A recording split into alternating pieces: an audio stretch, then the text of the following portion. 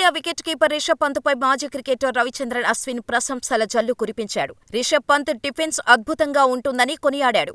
ప్రపంచంలోనే అత్యుత్తమ defensive technique కలిగిన ప్లేయర్ రిషబ్ పంత్ అని అభిప్రాయపడ్డాడు.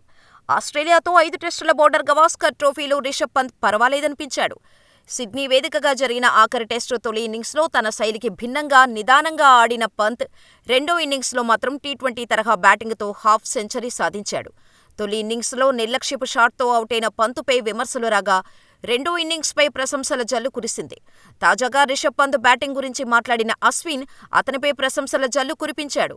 రిషబ్ పంత్కు ఏం చేయాలనేది సరైన పద్ధతిలో చెప్పాలి.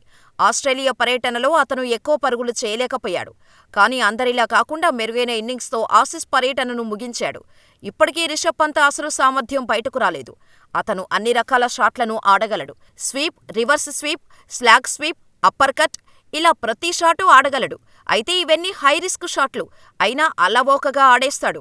రిషబ్ పంత్ డిఫెన్సివ్ మోడులో 200 బంతులు ఎదుర్కొంటే ప్రతి మ్యాచ్లోనూ సెంచరీ చేయగలడు. కానీ ఎక్కడ డిఫెన్స్ ఆడాలనేది అతనికి తెలుసు. సిడ్నీ టెస్టులో పంత్ 2 రకాల ఇన్నింగ్స్ ఆడాడు. తొలి ఇన్నింగ్స్లో నిదానంగా ఆడుతూ 40 పరుగులు చేశాడు. కానీ ఫీల్డర్ను చూసుకోకుండా తనదైన షాట్ ఆడి అవుటయ్యాడు. రెండో ఇన్నింగ్స్లో వేగవంతమైన హాఫ్ సెంచరీ నమోదు చేశాడు. దాంతో అందరూ అతన్ని కొనియాడారు. తొలి ఇన్నింగ్స్ గురించి మరిచిపోయారు. చాలా తక్కువ సందర్భాల్లోనే పంత్ డిఫెన్స్ ఆడుతూ అవుటవుతాడు. ఎంతటి ఫాస్టెస్ట్ బౌలర్ బౌలింగ్ చేస్తున్నా పంత్ చాలా నింపాదిగా బ్యాటింగ్ చేశాడు. అది అతని ప్రత్యేకం. అయితే పంత్ 10 బంతులను డిఫెన్స్ ఆడుతూ అవుటైనట్టు చూపిస్తే నా పేరు మార్చుకుంటా అని అశ్విన్ చెప్పుకొచ్చాడు.